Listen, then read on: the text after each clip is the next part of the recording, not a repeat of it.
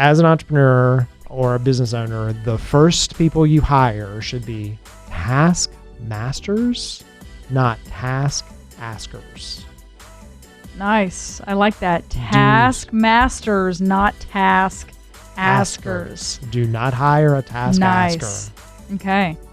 If I've told you twice and you can't do it, this is probably not going to work. Yeah. Because I ain't got time for it. And I actually need you to do it in a better way than I did it. Right.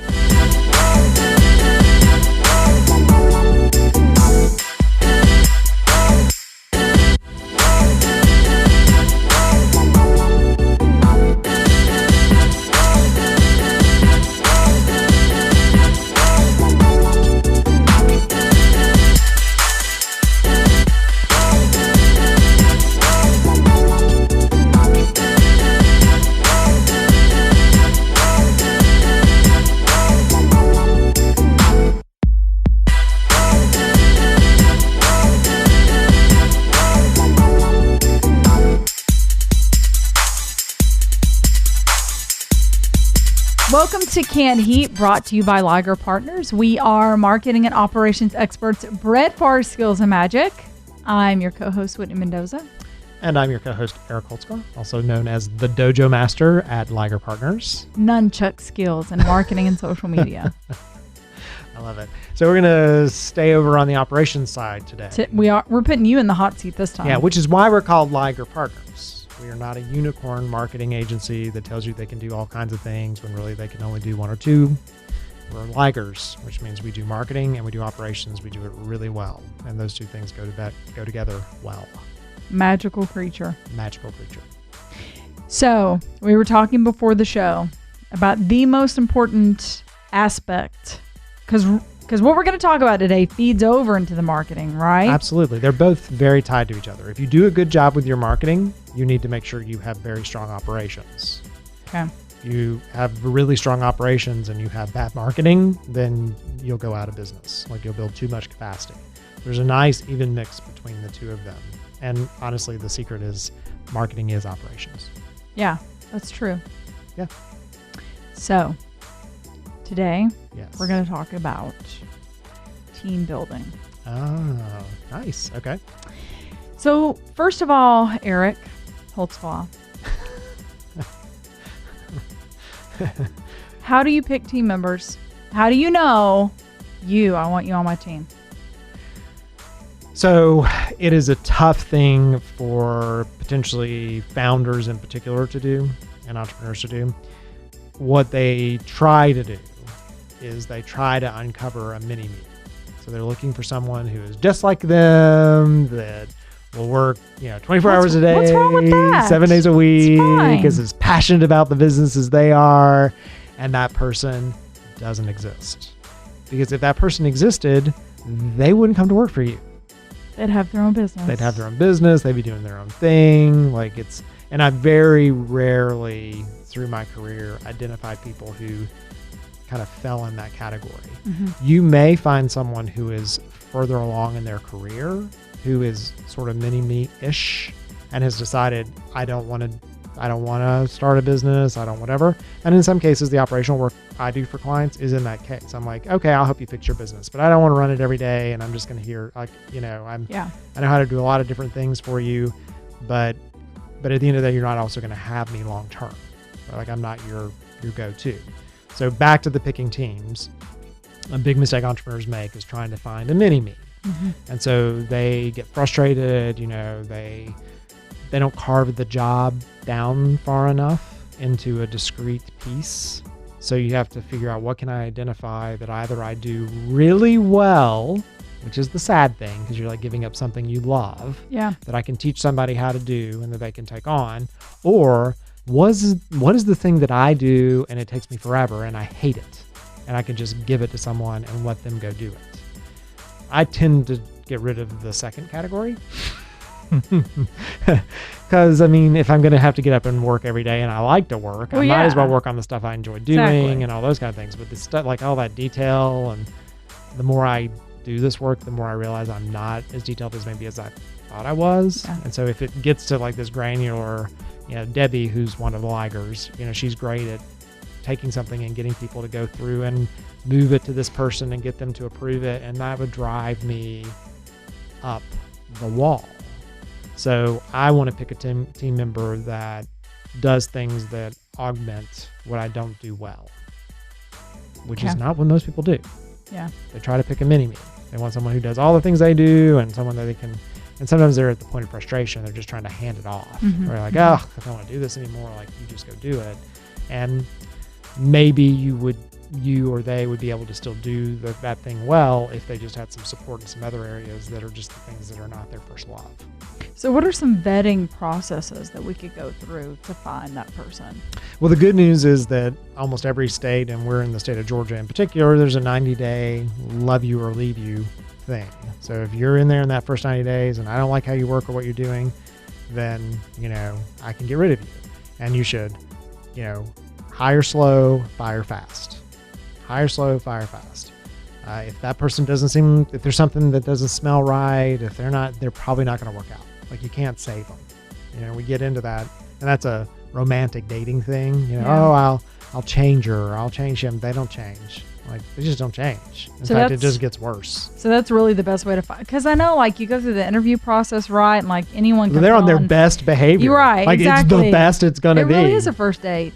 Yeah. And then you get to know them, and you're like, you're a little. Hey, you showed up 2 minutes late to the interview and you couldn't find the office. Ding, ding, ding, ding, ding, ding. That's true. Ding, ding, ding, ding, ding. You got here 10 minutes early. Yeah. You told me how my directions were right. Yeah. Like something, you're dry. All that kind of stuff is like also important. Signs. Yeah, because you're your spidey senses, like your gut, is a really important part of it. And we tend to gloss over it. And it may be out of desperation, like, I got to get a body in here. I got to get somebody to do this. Right. But getting the wrong body in, or, having spent time training them and then they don't work out. Like, you just have to be willing to kind of be very decisive about that.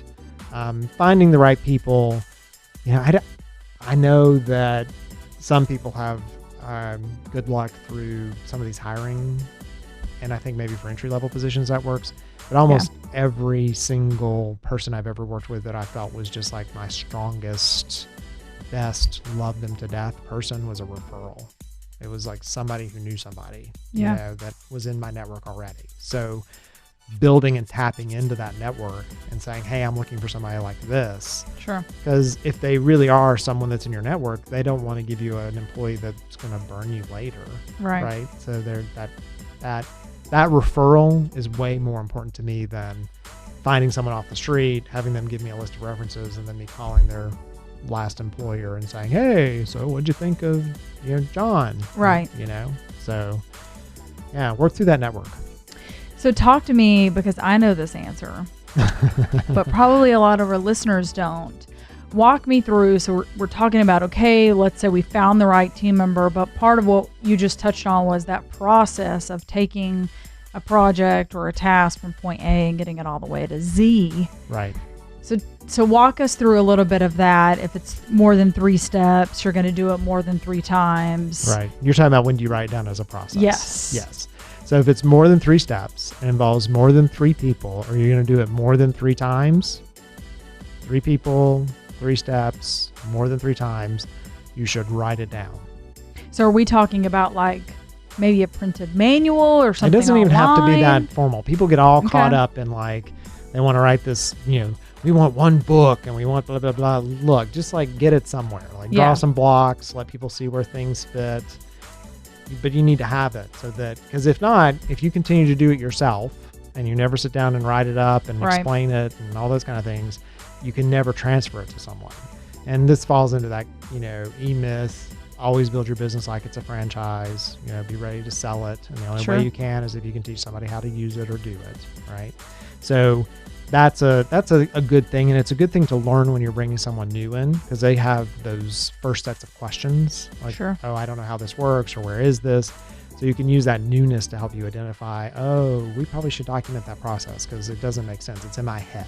Right. And you have to be willing to get that stuff out of your head and be okay with people asking you. I work with entrepreneurs and small business owners who get so frustrated because they feel like they've told somebody something a million times, and it's like, no, you've done it a million times. you've never told this person, and you're leaving out all these blind spots on how it works and what it does. And of course, my other analogy, and you and I have worked together too long on this, is that, you know, people tend to start at the wrong point in the process. Yeah. They don't go far enough back.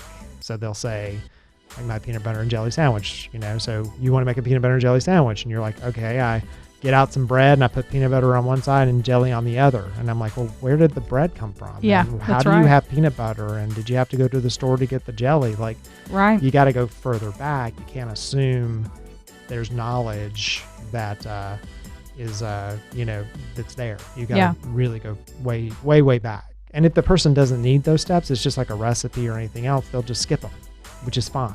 But at least if they don't, then they can follow them. Sure. Right. Okay. So let's take this in our final moments.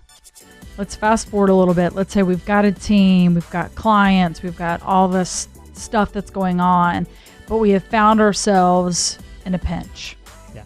Like maybe that's because you've had some high turnover, or maybe you didn't document those processes, or maybe you've got some team members on your team that shouldn't be. What's like the first step a business owner or a team manager can take if they're in the hole to dig themselves out? So, I mean, you can hire someone to do what the things you don't do well. You can always outsource them. So you just outsource it to somebody else. You have to be very good at prioritizing. So everything's not important. What's the thing you got to get done? Yeah. Like, how do you get yourself, and you may have to just pour a pot of coffee and work your butt off for a few days. I mean, I remember I had a big staff turnover right before July 4th, and I spent the entire July 4th weekend like planning and scheduling and putting it all together. Yeah. But I did it, and this is kind of a Whitney Eric secret. We do a lot of work when other people are not working because we're caught up.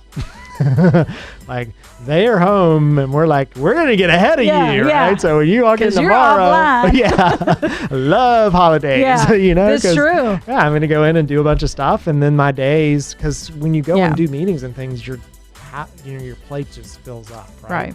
And so, and one of my new things too, of like picking team members, as an entrepreneur or a business owner, the first people you hire should be task masters, not task askers. Nice. I like that. Task masters, not task askers. Do not hire a task asker. Okay. If I've told you twice and you can't do it, this is probably not going to work. Yeah. Because I ain't got time for it. And I actually need you to do it in a better way than I did it. Right. So this is how I did it. This is how it works. I have nothing vested in, like, I'm not, if you had come up with a better way, but take it. Like, do not keep coming back to me for it. Nice. I like that. Yeah, that's pretty like, too. It's good. That's how you get stuff done. It's how you get stuff done, and you have to realize it really is business. And I've gotten in trouble recently for saying this because I'm like, it's just a job. Like, at the end of the day, this is just a job. Right. So you can go get another job. If this isn't working for me and it's not working for you, like, let's not do this. Like, this is not going to be fun. Right. And you spend way too much time in work. For sure. Right.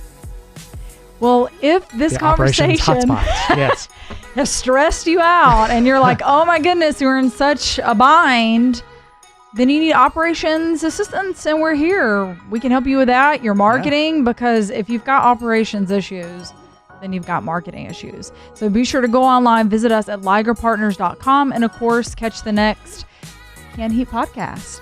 Thanks so much for tuning in.